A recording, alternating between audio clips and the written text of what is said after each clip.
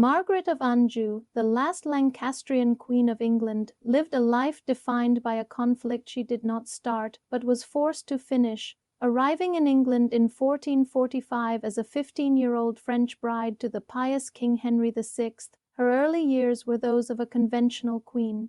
The great crisis was the king's sudden descent into a catatonic stupor in 1453, the very year she finally bore their only son, Edward. With the king incapacitated and an infant heir to protect, Margaret found herself thrust from the sidelines into the center of a brutal power struggle. The Yorkist faction, led by Richard, Duke of York, challenged the king's authority.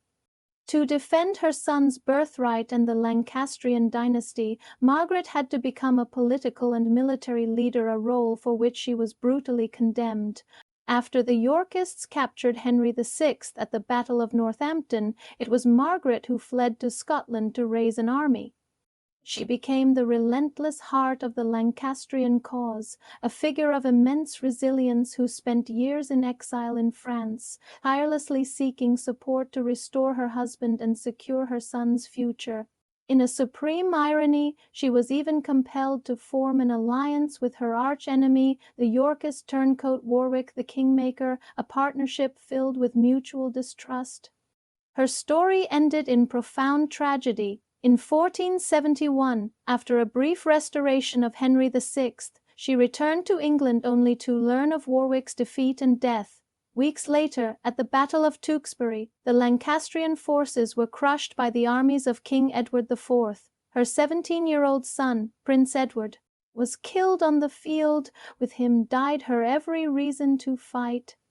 Captured and paraded through London by Edward IV, she was eventually ransomed by the French king, Louis XI, and returned to France, where she lived out her final years in obscurity and loss. For centuries, history, largely written by the victorious Yorkists and their Tudor successors, painted Margaret as a monstrous, warmongering she-wolf. Yet modern scholarship sees a more nuanced figure, a queen who was scrupulous in her duties until her world collapsed, a mother fighting for her child in an impossible situation, and a political actor whose negative legend was carefully crafted by her enemies. She was not the author of the wars, but became one of their most determined and tragic soldiers.